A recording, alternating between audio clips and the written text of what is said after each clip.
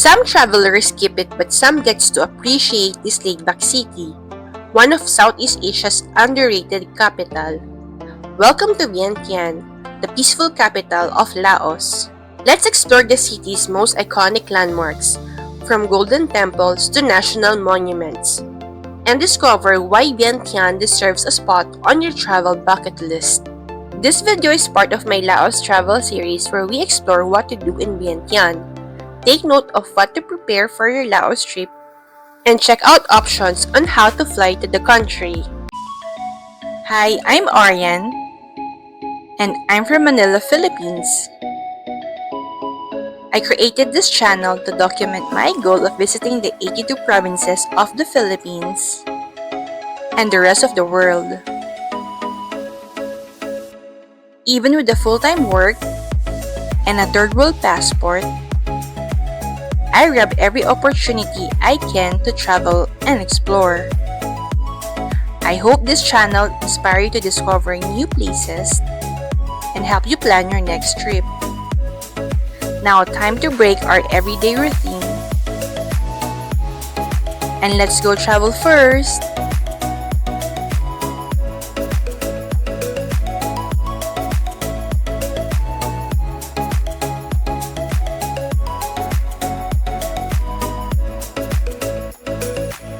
Now, the first question is, how do you fly to Laos? And do you need a visa to enter the country? Since I'm a Philippine passport holder, I don't need a visa to enter Laos. If you're also a citizen from any of the member states of ASEAN, you are exempted from getting a visa and can stay in Laos for a maximum of 30 days. Other countries like Japan and Switzerland also enjoy visa-free entry to Laos and can stay a maximum of 15 days. Countries that do not qualify for a visa-free entry to Laos can apply for an e-visa on Lao official online visa website. The next question is, how to fly to Laos?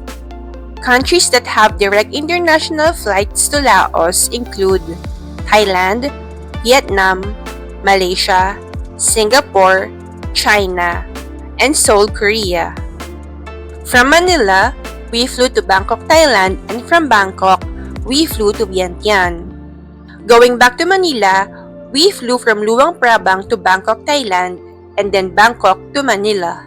Before anything else, you might think of what you need to prepare for your Laos trip. There are two things I mainly consider when preparing for a trip: the weather and the places or activities involved. Laos has a tropical climate with two distinct seasons, dry and wet season. Wet season runs from May to October and dry season runs from November to April. Generally, Laos is warm all year round except for the mountainous areas. So there's nothing too fancy to bring considering Laos weather. You can just bring a light jacket during the wet season. For our Laos itinerary, we'll climb Namsay Viewpoint in Vang Vieng. We're also visiting temples across Vientiane, Vang Vieng, and Luang Prabang. As such, I prepared clothes, footwear, and dry bag for hiking. For temples, I make sure to bring clothes covering the shoulders and knees, including pants, dresses, and long skirts. You can also opt to bring a shawl or a wrap. The other important things that you need to prepare for your Laos trip are your SIM and pocket money. I want to have my own data, so I bought an eSIM from Klook. It was easy to activate and I had no problem with my connection during my entire Laos trip. For my pocket money, I brought US dollars for our hot air balloon and paramotor activities because that's the only payment they accept. For the rest of my pocket money, I just withdrew from the ATM. The official currency in Laos is the Lao Kip. Note that Lao Kip is a luck currency. This means that you cannot exchange it for foreign currencies outside Laos. So make sure that you get enough Lao Kip that you need. Anyway, some establishments accept US dollars and Thai baht. Now for the most exciting part, what to do in Vientiane. Vientiane is the largest city and the capital of Laos.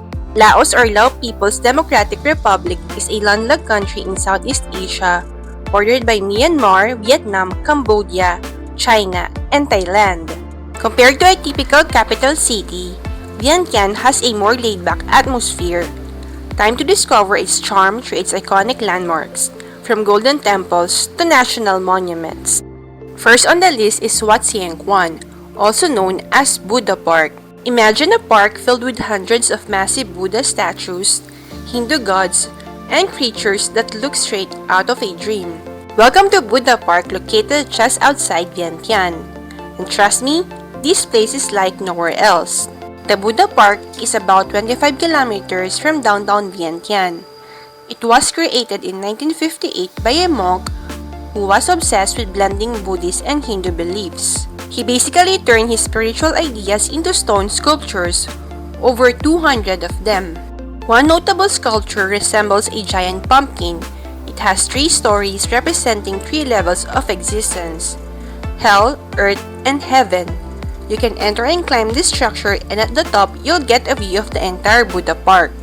There's also a giant reclining Buddha that is about 40 meters long and is really eye-catching.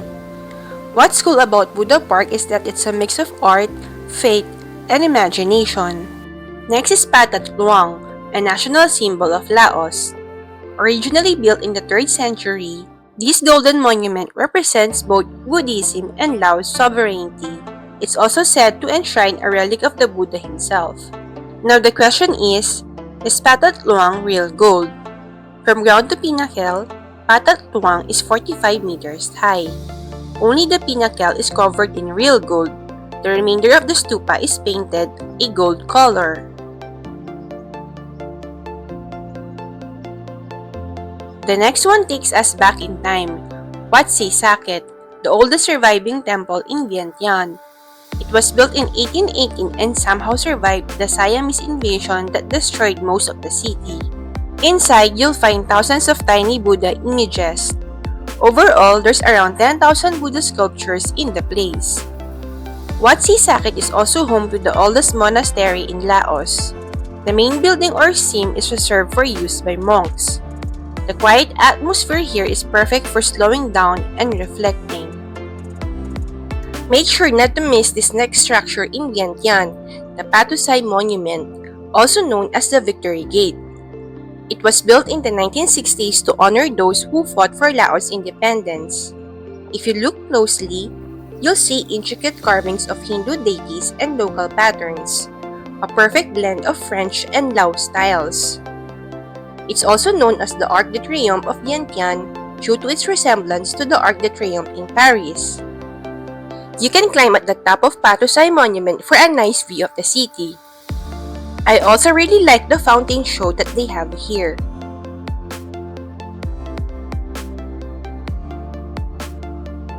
You can also opt to visit Wat Si Muang, one of Vientiane's most sacred temples. The temple complex consists of a main Buddhist temple and numerous Buddha statues around. Legend says it's protected by the spirit of a young woman named Si Muang who sacrificed herself during the temple's construction. Locals still come here to make wishes and offer prayers for good fortune.